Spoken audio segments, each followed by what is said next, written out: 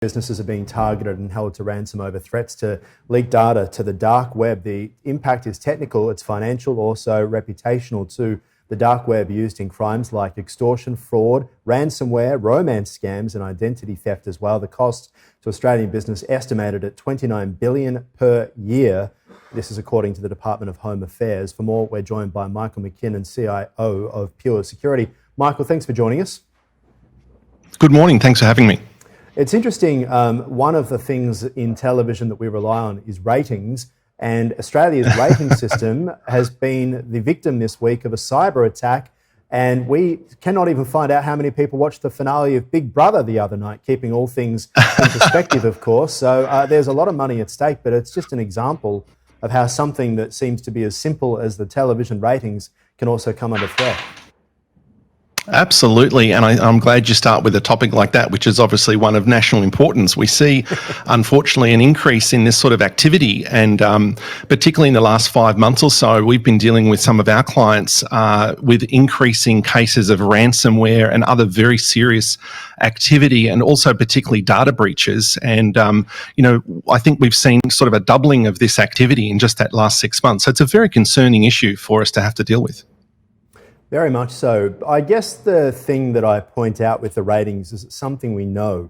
You'll recall that big news conference the Prime Minister gave a couple of weeks ago now, referring to state players, actors who are in fact targeting Australian institutions, everywhere from private enterprises to governments of all sizes as well across this nation. The problem with that, there were no specifics. And that seems to be the ongoing issue with when we talk about cybercrime, there's not many specifics. So can you give us an idea of the sort of stuff to be looking out for? Yeah, absolutely. Look, I think that one of the challenges, particularly in the private sector, is when we look at announcements that come out of Canberra around actors, in nation-state actors, and that type of behaviour. From a private sector perspective, it's not that important, because whether it's China or whether it's other countries that are being accused of certain activity, as a private sector organisation, you just have to do everything you can to protect yourself. And one of the increasing challenges, I guess, talking about the dark web here, is that we're seeing with ransomware cases a trend which is referred to as double extortion. And this is where, typically with ransomware, this is a type of malware infection that would affect a computer network. It seeks to encrypt all of the data in the business, and sometimes that can also include the backup files. So it has a serious disruptive effect on any affected business.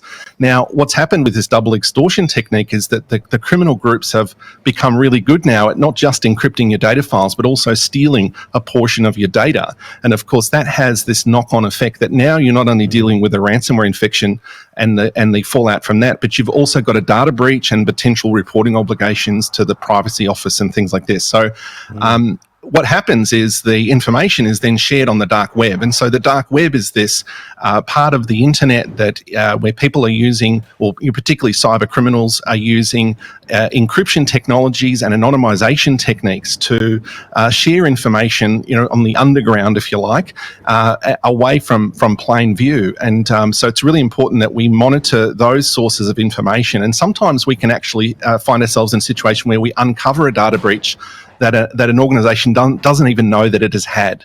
I think a lot of people are a bit confused about the dark web. Just give us an idea of what it is, but also the tracking of it. So we obviously have huge numbers of police, AFP, etc., who are tracking the dark web and tracking these sorts of things. What's it like to try and get involved?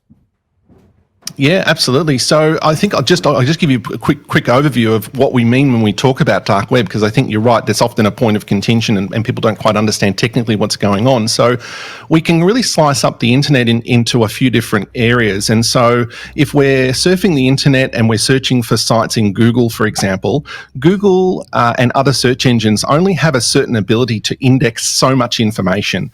And there are protocols around what information you would allow search engines to index on your website, for example. So if you search for something in a search engine and you can view a link, that's essentially on what we would call the clear web or the open web. And that, according to some research, might be as little as about 5% of the actual volume of information that's out there that is potentially accessible online.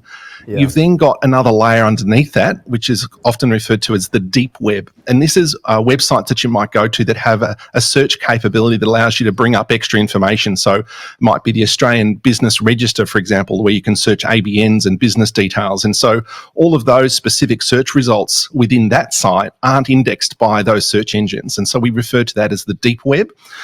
And then underneath that, we've got those criminal groups who are using specifically these encryption technologies and cryptographic techniques to anonymize the location of where they're operating from, and it's virtually impossible to know where they are.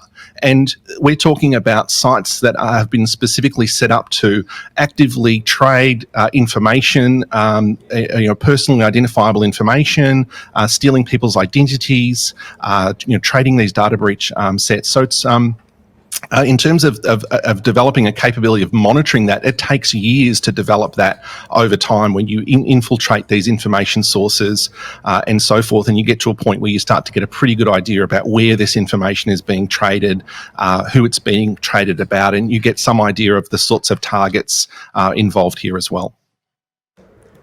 Okay, wonderful. Thank you so much for that, Michael McKinnon. Appreciate your time today. Thank you.